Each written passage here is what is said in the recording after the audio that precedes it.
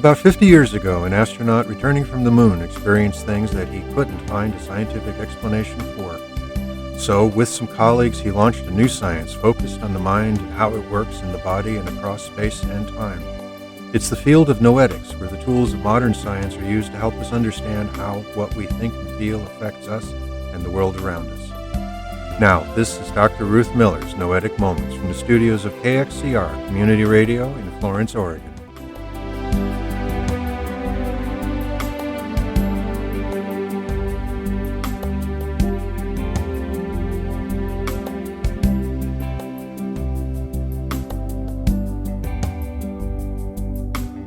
This is Noetic Moment, the show that explores what consciousness is, what it does, how it works, and how our lives could be much fuller if we understood it. And I am Ruth Miller, a longtime student of consciousness, cybernetics, and culture, and through this series of programs I'm introducing some of the people whose work has defined this field of research, and I'm explaining some of their ideas and experiments. I'll also explore some relevant news items and answer questions that you send to my email address, ruth@noeticmoments.org.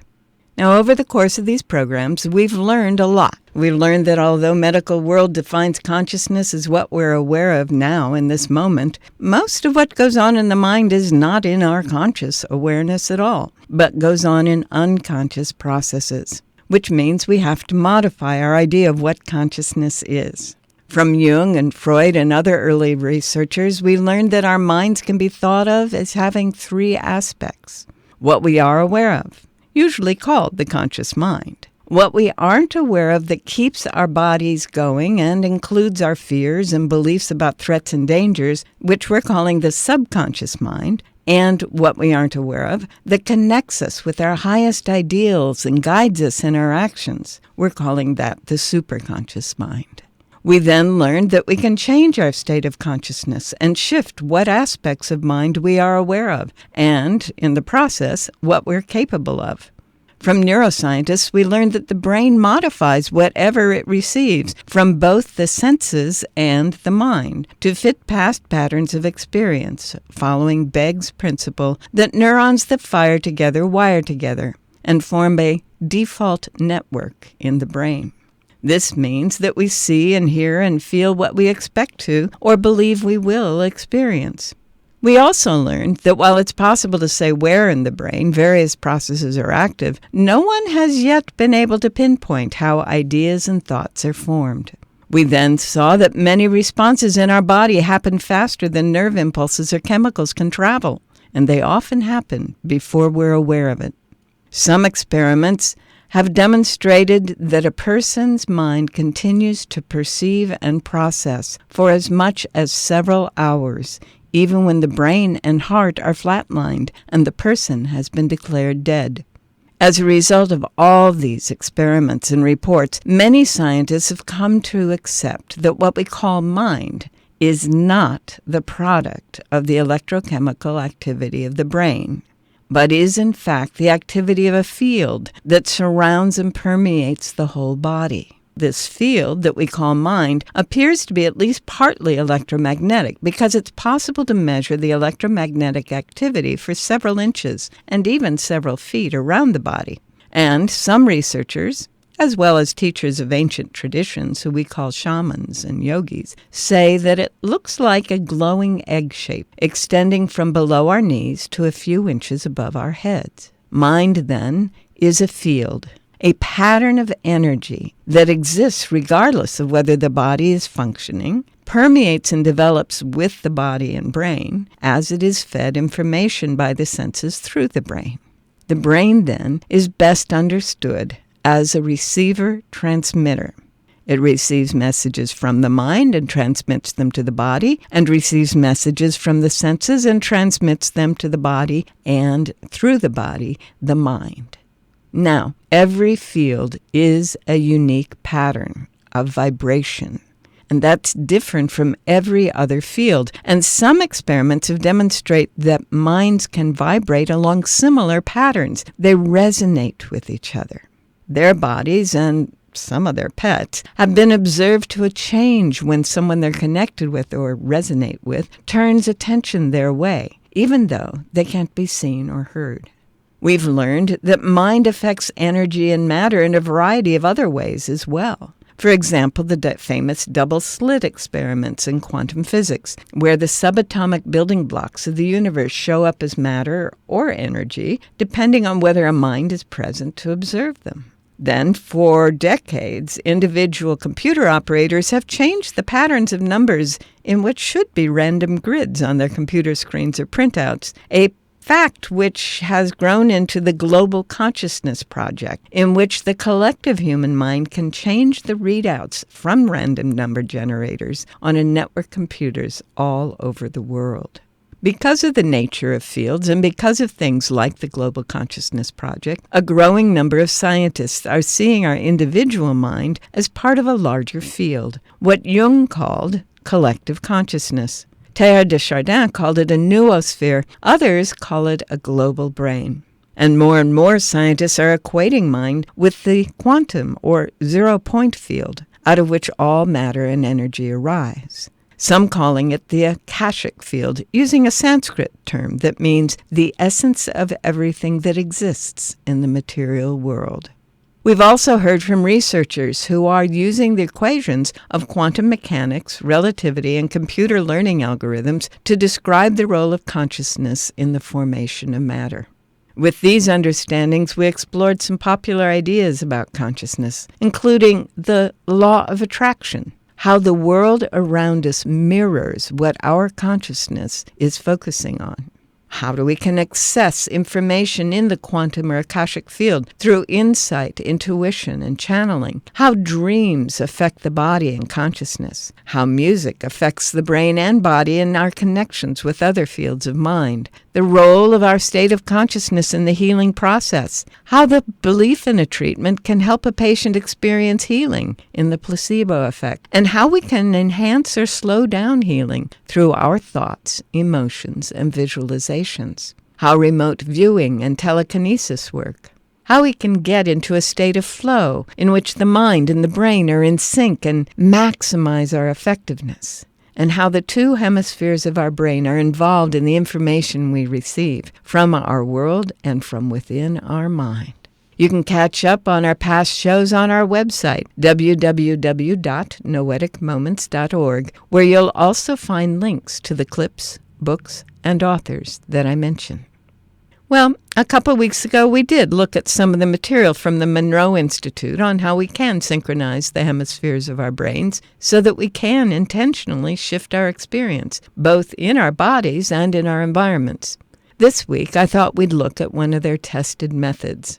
The one we'll look at is called color breathing, to see the energy that flows into the body with every breath. That is, to use our inner sight, our visualization. To understand how this works, we need to realize first that the air around us is filled with energy. The energy of the quantum field that is everywhere present, ready to be particularized as matter. The energy that it takes just to hold an atom together is huge. And some people have said that a grapefruit-sized sphere of the quantum vacuum contains enough energy to, blow up the city of New York. Or light it. You can choose which you prefer. Then we need to remember that different levels of energy can be measured as different intensities or frequencies of light, those intensities making up the colors of the rainbow. So, ultraviolet light is very high intensity at one end of the spectrum, and infrared light is very low, with the full range of colors in between. Here's a clip describing what the Monroe Institute recommends. The next technique is called color breathing and is designed to use the expanded awareness and highly focused attentiveness associated with the Focus 12 state to imagine various colors in a particularly intense and vivid manner so as to use them to resonate with and, in turn, to activate the body's own energies. Fundamentally, in terms of practical application, it is a healing technique which is designed to restore the body and to enhance its physical capabilities by balancing, revitalizing, and returning bodily energy flows.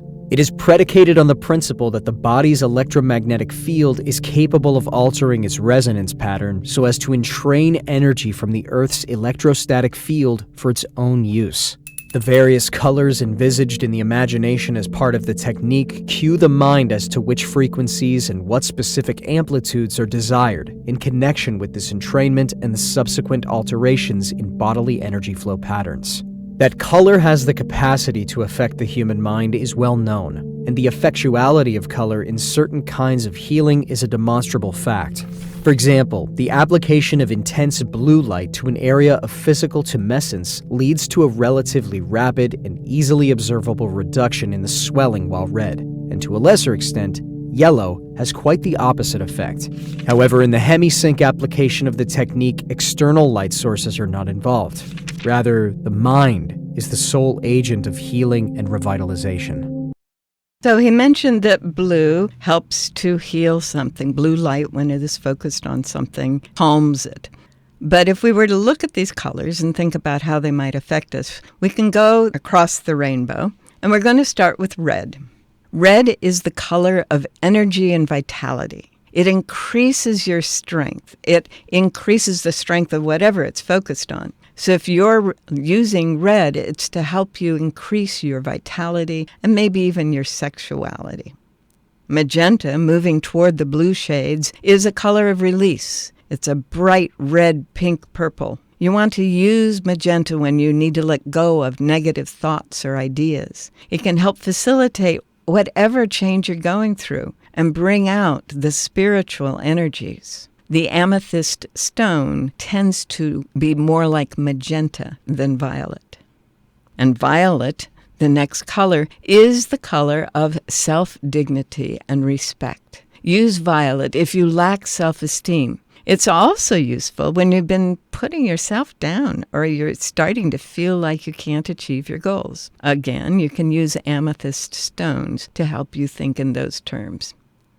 Blue, then, is a color of relaxation and peace. You can imagine blue when you need to relax and unwind. And if you're having difficulty with sleeping, you can visualize the blue in the breathing, that you're breathing in blue. And it can also be visualized when you want to clear the mind or are having problems thinking clearly. Visualize breathing in that blue. Turquoise, as we're moving from blue toward the green and yellow shades, turquoise is used to calm and soothe, right? It strengthens the immune system and can help with inflammation. So that shining the blue light on a wound is one way. And if you can manage the turquoise light, it's even better. And this is part of why many, many indigenous peoples wear or have something turquoise in their lives. Green, moving on, is the color of healing. When you breathe green in, you're cleansing and balancing and purifying your body. It's a great color if you need to relax because it helps you balance your thoughts and your emotions.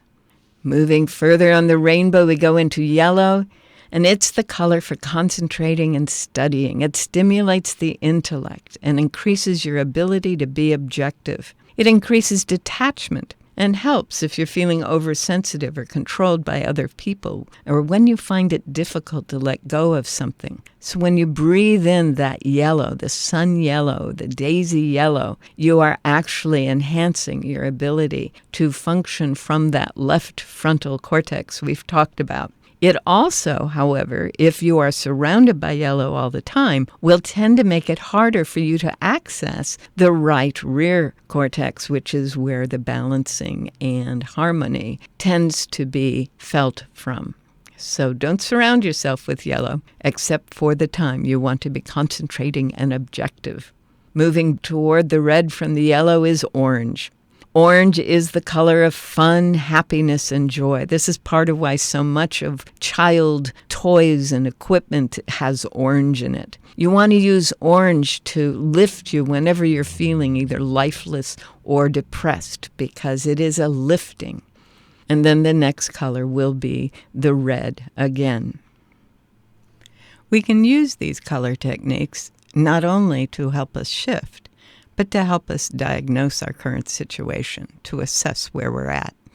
Here's a practitioner from the official city website of Sussex, England, offering a video to help folks reduce their stress levels. Work with young people to help them understand and manage their emotions and mental well-being. So let's start with a check-in for you right now. This thermometer has some words that might help you to identify where you are currently. Notice how your body is feeling and your breathing. You may be feeling the same or different to those around you, and that's okay and it's perfectly normal. We know that in life we can experience some challenges and difficult emotions, and one tool that is always with us is our breath and our breathing. And we can use different ideas of imagination and colour to help us to use our breathing to help us feel calmer and help us manage some of the difficult feelings that we can experience in everyday life. She goes on to describe how the different colors are associated with different feelings. And the thermometer that she was referring to is kind of cute. It's got turquoise at the bottom, feeling really, really good, all the way up through the rainbow to red at the top, feeling rage. And then she invites people to enter into a progressive relaxation and to see and feel these various colors coming in with their breath to help them rebalance themselves. Marvelous. That's the third city that I found that is integrating color breathing into their stress management outreach for their communities. So as we learn all these marvelous ways that we can use the mind to restore balance and harmony to the relationship between the brain and the body, we're actually using the mind. We're relying more fully on that field that we are and less on that default structure that has been trained by our culture to keep us fearful, anxious, stressed, and often sick, easily controlled. That's its job, and we don't need to live that way. We can use all of these ways. We can feel and know that there is another way of being. So learning to use color breathing is one of the ways we can help improve our lives, whatever our problem may be. You can add it to your repertoire as we go forward.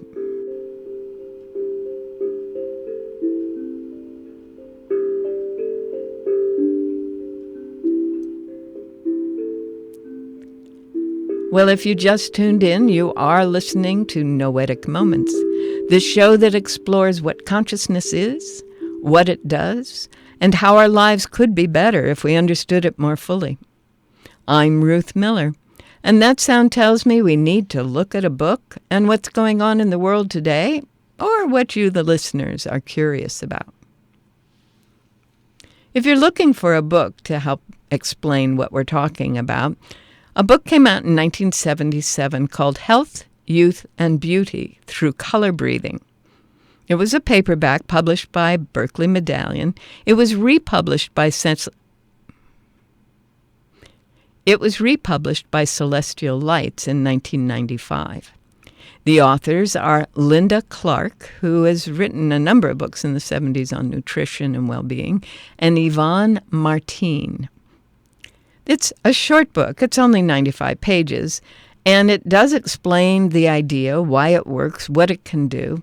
It's not really clear on the method, but it does encourage people and reinforce the realization that the energy that we are surrounded by is actually everywhere, is in some ways who we are. So as we breathe in these different colors, and if we go through the full spectrum, we're actually restoring balance in all those areas. We are helping to shift the state of consciousness from one that is always doing and logical and following up on all kinds of things to a state of consciousness that is balanced and harmonious, where the mind is making things happen without being blocked by the default network of the brain. So that's Linda Clark and Yvonne Martinez, Health, Youth, and Beauty Through Color Breathing. You can find it in all the usual places. You can even find very expensive first editions and used books. Just be aware of it. I think you may find it useful. You can also find things on YouTube, of course, and other places on the network to help explain what's going on when you breathe in color. And it was the Monroe Institute back in the early 70s that was demonstrating its effectiveness. All right, so what's going on in the world today?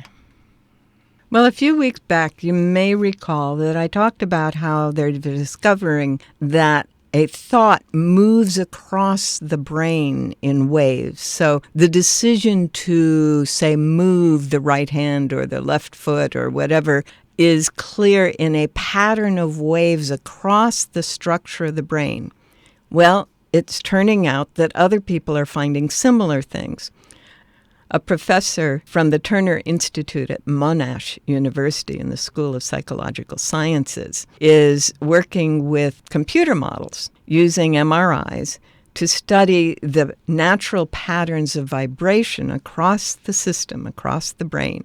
And they found that, quote, just as the resonant frequencies of a violin string are determined by its length, density, and tension, the eigenmodes, the vibration patterns of the brain, are determined by its structural, physical, geometric, and anatomical properties, not networks, neural networks it's following. This is huge because it's much easier to trace the pattern of waves across different structures in the brain than it is to try to figure out which neurons are connected with which ones, right? Which other neurons. So we found, he said, that eigenmodes defined by brain geometry, its curvatures and contours, represent the strongest constraint on brain function, quote, much like the shape of a drum influences the sounds it can make. These findings, he says, raise the possibility of predicting the function of the brain directly from its shape. Now, in a way, this is kind of funny because back in the 1800s, there was a whole field of study called phrenology that was all about the shape of the brain, in part based on the lumps and bumps in the skull. So in some ways, we're coming back around to what some people were feeling years ago. The idea that the shape of the brain is more important than tracing the neural nets is a real shift in how we understand the brain. One of the researchers, Dr. Pang, says, quote, this result counters conventional wisdom in which activity during different tasks is often assumed to occur in focal, isolated areas of elevated activity. It tells us that traditional approaches to mapping may only show the tip of the iceberg. I'm very excited about this. This came out in the Nature magazine, which is where a lot of good science has been coming out lately. The 31 May issue of Nature magazine this year. Very exciting. I'm delighted to be able to share it with you. It means that more and more evidence is accumulating to help us all understand how the brain functions as a receiver-transmitter, as the mind provides input, and as the brain receives input through the senses, and it accepts it, responds to it, and moves forward.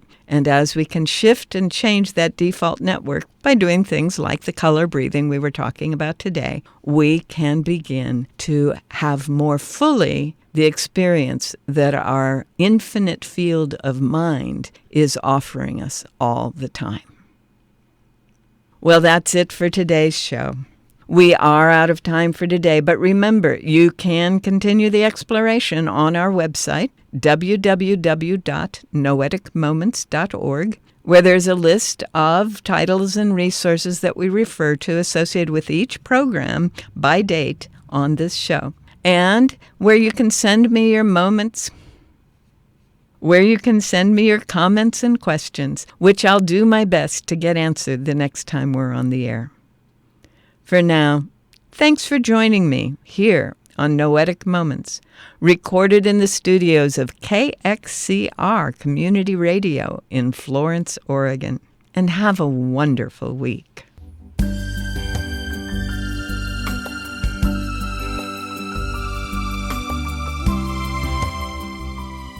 You've been listening to Dr. Ruth Miller's Noetic Moments. This program is produced in the studios of KXCR Community Radio in beautiful Florence, Oregon, supported by you, our listeners. Our theme music is Tumbling Planets, composed and performed by Jeff Lovejoy. To hear this program again or learn more about Noetic sciences, search our website, www.noeticmoments.org.